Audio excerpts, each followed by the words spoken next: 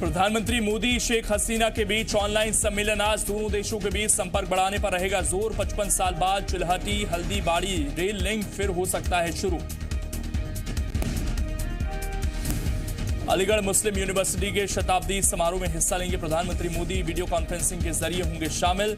22 दिसंबर को आयोजित किया जाएगा शताब्दी समारोह। रक्षा मामलों के संसदीय समिति की बैठक से राहुल गांधी और कांग्रेस सांसदों का वॉकआउट। कहा, सशस्त्र सेनाओं की भर्ती पर चर्चा कर बर्बाद किया समय, जबकि राष्ट्रीय सुरक्षा पर होना चाहिए था चर्चा। किसान आंदोलन पर आज फिर होगी सुप्रीम कोर्ट में सुनवाई। केंद्र देगा सुप्रीम कोर्ट के नोटिस का जवाब। बुधवार को कोर्ट ने दिया था समाधान के लिए कमेटी बनाने का निर्देश। दिल्ली बॉर्डर पर किसान आंदोलन का आज 22वां दिन। सुप्रीम कोर्ट के आदेश पर चर्चा के लिए सिंधु बॉर्डर पर किसान संगठनों ने की बैठक। भारतीय किसान यूनियन के भानु गुट ने कहा, सरकार पर भरोसा नहीं।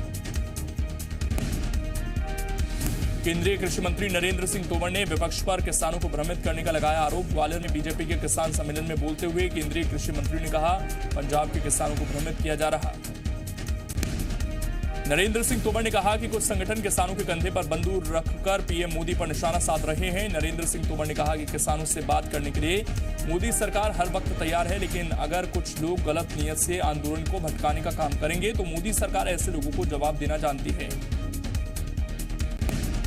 ग्वालियर में एयरपोर्ट के पास किसानों ने केंद्रीय मंत्री नरेंद्र सिंह तोमर का काफिला रोका, जिसके बाद नरेंद्र सिंह तोमर ने गाड़ी से उतरकर किसानों से बात की।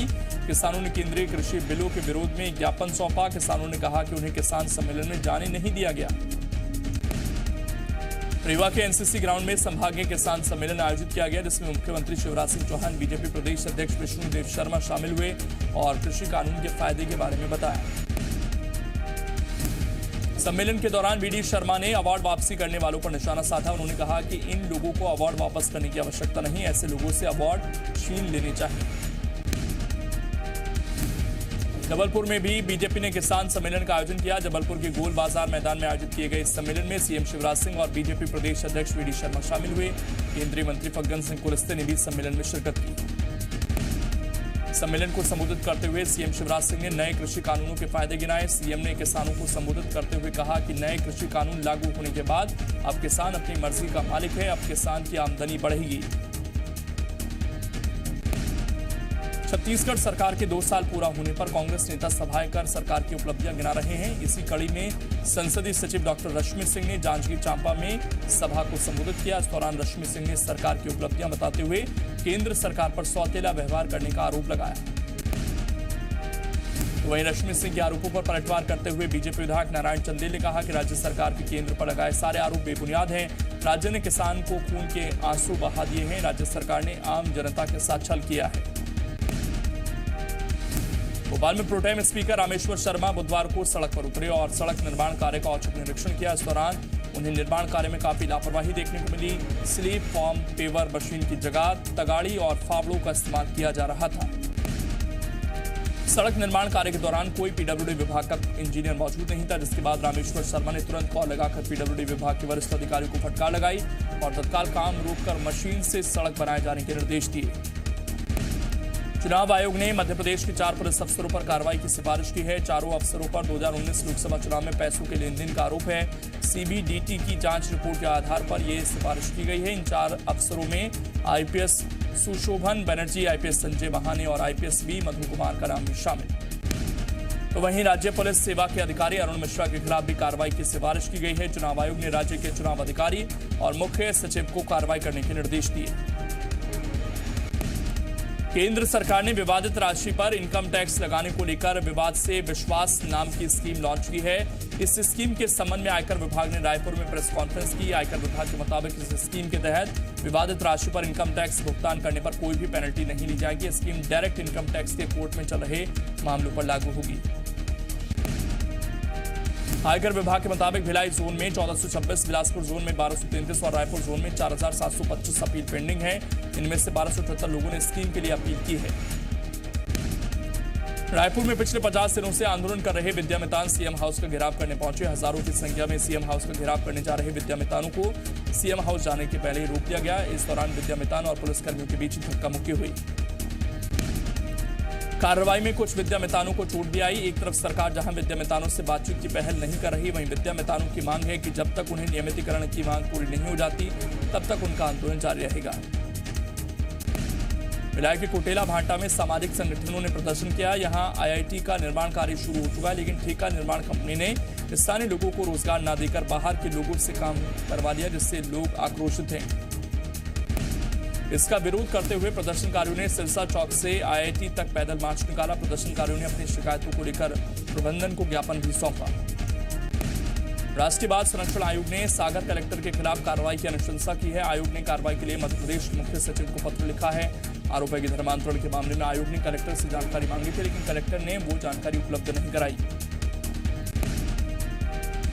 आयोग को सूचना मिली थी कि बिना तहसील में 10 बच्चों को बंधक बनाकर रखा गया है और उनका धन परिवर्तन किया जा रहा है।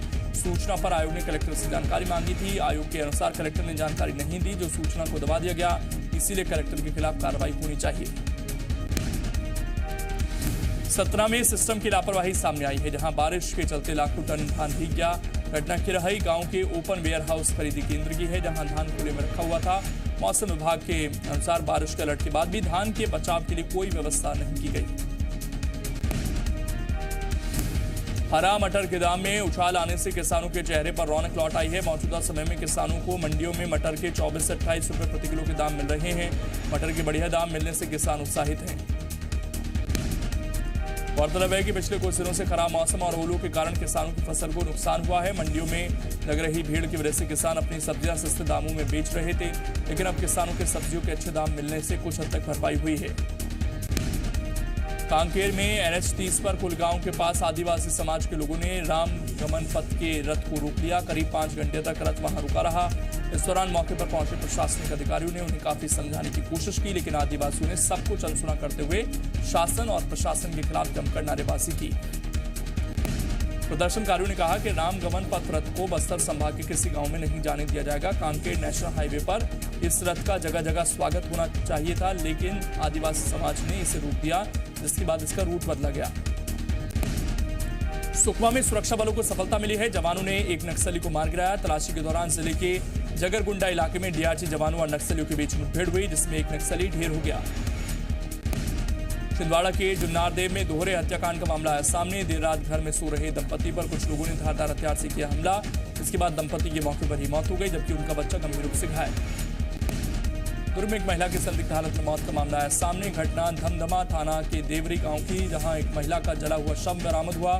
जानकारी के मुताबिक महिला अपने घर में सो रही थी, तभी बच्चे के रोने की आवाज सुनाई दी। साथ ही रोशनदान से धुआं निकलते दिखाई दिया, जिसके बाद एक कमरे में महिला का जला हुआ शव मिला। रायसेन जिले के बरेली के पास एक कार अनियंत्रित होकर बाणा नदी में जा गिरी। कार में एक दंपति सवार थे, जिन्हें ग्रामीणों ने सुरक्षित नदी से निकाल लिया। दोनों को सिर्फ मामूली चोट आई है। उज्जैन में गुंडे, बदमाशों और अवैध कारोबारियों पर लगातार कार्रवाई चल रही है। अवैध शराब के कारोबार के आरोपी रोहित जूनवाल के पवासा स्थित घर पर कार्रवाई की गई। इस दौरान एक बड़ा हादसा भी टल गया। घर को जब गिराने की कार्रवाई चल रही थी, इस दौरान अचानक घर भरभरा कर गिर गया। मध्य प्रदेश में मुख्यमंत्री शिवराज सिंह चौहान के नशे के खिलाफ जंग के ऐलान के बाद पुलिस काफी सक्रिय नजर आ रही है। दमोह में पुलिस ने उड़ीसा के 3 तस्करों को पकड़ा। पकड़े गए आरोपियों में एक महिला भी शामिल है। निवाड़ी में किसान के खेत से करीब 4 लाख रुपए का गांजा बरामद हुआ। मामला पृथ्वीपुर थाना क्षेत्र के खिरक गांव का। एक किसान खेत में अवैध रूप से गांजे की खेती कर रहा था। मुखबिर से मिली सूचना के बाद पुलिस ने किसानों के खेत पर छापा मारा, जहां से 1 क्विंटल से ज्यादा गांजा बरामद हुआ। मुरैना पुलिस ने युवक की हत्या की गुत्थी सुलझा ली है। 4 दिन पहले पगारा डैम के पास गिरिराज कुशवाहा नाम के युवक का शव मिला था। पुलिस ने बताया कि प्रेम प्रसंग में यह हत्या की गई। जानकारी के मुताबिक मृतक का जिस लड़की से संबंध था, वो उसके बहन के ससुराल की थी। आरोप है कि प्रेमिका के मंगेतर ने युवक को काफी समझाया, लेकिन युवक नहीं माना, जिसके बाद उसने 3 लोगों के साथ मिलकर इस वारदात को अंजाम दिया। जांजगीर चांपा में नशे की हालत में एक युवक ने मोबाइल टावर से कूदकर जान दे दी। मामला पामगढ़ का है, जहां शराब के नशे में युवक टावर पर चढ़ गया था। इसके बाद परिजनों और पुलिस ने उसे समझाने की काफी कोशिश की थी, लेकिन नशे में धुत युवक ने टावर से छलांग लगा दी। जस्टिस मोहम्मद रफीक अब मध्य प्रदेश हाईकोर्ट के नए मुख्य न्यायाधीश होंगे। जस्टिस रफीक फिलहाल उड़ीसा हाईकोर्ट के चीफ जस्टिस हैं। वहीं एमपी हाईकोर्ट की जबलपुर बेंच के acting chief justice Sanjay Yadav को इलाहाबाद हाई कोर्ट की ट्रांसफर किया गया है। सागर जिले में भैंस के बच्चे को सेफ्टी टैंक से निकालने के लिए रेस्क्यू ऑपरेशन चलाया गया। घंटों की मशक्कत के बाद भैंस के बच्चे को गड्ढे से सुरक्षित बाहर निकाला गया।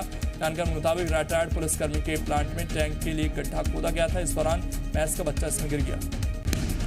भोपाल में केरवा डैम के पास एक बाघिन और उसके 3 शावक देखे गए, जिसके बाद इलाके में सनसनी फैल गई। बाघिन और 3 शावकों को रात में घूमते देखा गया। घटना का वीडियो सोशल मीडिया पर वायरल। 19 दिसंबर को शिवराज सरकार के खिलाफ कांग्रेस के विरोध दिवस मनाने पर बीजेपी ने कांग्रेस पर साधा निशाना। बीजेपी का कहना है कि पहले कांग्रेस को नेता ढूंढो दिवस मनाना चाहिए। मंत्री विश्वास सारंग ने प्रदेश के मेडिकल कॉलेजों और उनसे जुड़े अस्पतालों के डीन के साथ बैठक की। वीडियो कॉन्फ्रेंसिंग के जरिए हुई इस बैठक में चिकित्सा शिक्षा मंत्री ने 13 मेडिकल कॉलेजों में इलाज और फायर सेफ्टी की रिपोर्ट ली। मंत्री विश्वास सारंग ने सभी मेडिकल कॉलेजों में हॉस्पिटल मैनेजमेंट सॉफ्टवेयर का इस्तेमाल किए जाने के निर्देश दिए। साथ ही सीएम हेल्पलाइन के मामलों का तय समय के अंदर निराकरण करने को भी कहा। किसान आंदोलन को अब एकता परिषद का भी समर्थन मिलने जा रहा है। परिषद के सदस्य आज से नरेंद्र सिंह तोमर के संसदीय क्षेत्र मुरैना से दिल्ली तक पदयात्रा निकालेंगे और फिर आंदोलन में शामिल होंगे। भोपाल के एक सिनेमा घर में अब लोग शॉपिंग करने जा रहे हैं। कोरोना काल में आर्थिक तंगी से परेशान सिनेमा घर संचालकों ने हॉल में कपड़े की दुकान खोल दी है। दरअसल बिजली बिल और प्रॉपर्टी टैक्स ने संचालकों की हालत खराब कर दी थी। बाद में सरकार ने सिनेमा हॉल खोलने का आदेश दिया, लेकिन सैनिटाइजर पर इतना खर्च आया कि संचालकों ने सिनेमा हॉल को बंद रखना ही बेहतर समझा। विश्व पर्यटन नगरी खजुराहो अंतर्राष्ट्रीय फिल्म महोत्सव का शुभारंभ आज से होगा। मुख्यमंत्री शिवराज सिंह चौहान कार्यक्रम का वर्चुअल शुभारंभ करेंगे। समारोह के अंतर्गत खजुराहो के आसपास 12 टपरा टॉकीजों में सुशांत सिंह समेत अन्य दिवंगत फिल्म कलाकारों की श्रद्धांजलि भी दी जाएगी। इसके अलावा स्क्रीन मोबाइल वैन से गांव-गांव में फिल्मों का प्रदर्शन होगा। दिल्ली विधानसभा का एक दिन का विशेष सत्र। दिल्ली सरकार ने एमसीडी में 2400 करोड़ रुपए की हेराफेरी का आरोप लगाया। बंगाल में तेज हुआ राजनीतिक घमासान। विधायक पद से शुवेंदु के इस्तीफे पर टीएमसी का पलटवार। सौगत राय बोले मुख्यमंत्री या उप मुख्यमंत्री बनना चाहते थे शुवेंदु। 5 से 6 जिलों पर मांग रहे थे कंट्रोल।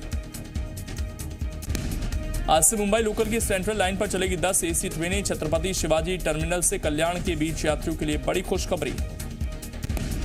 स्वदेशी वैक्सीन पर आई खुशखबरी। कोवैक्सीन के पहले फेज के ट्रायल में नहीं पाया गया कोई साइड इफेक्ट। आईआईटी जेईई परीक्षा को लेकर शिक्षा मंत्रालय का बड़ा फैसला। अब 4 बार होंगी परीक्षा। पहली बार 13 स्थानीय भाषा में एग्जाम दे सकेंगे छात्र।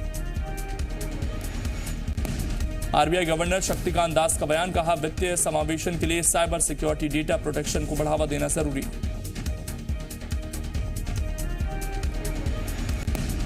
एसबीआई ने जीडीपी अनुमान को सुधारा। कहा बेहतर हो गई है इकोनॉमी की चाल। सरकार ने अगले दौर की स्पेक्ट्रम नीलामी को मंजूरी दी। सूचना और प्रसारण मंत्री प्रकाश जावड़ेकर ने दी जानकारी।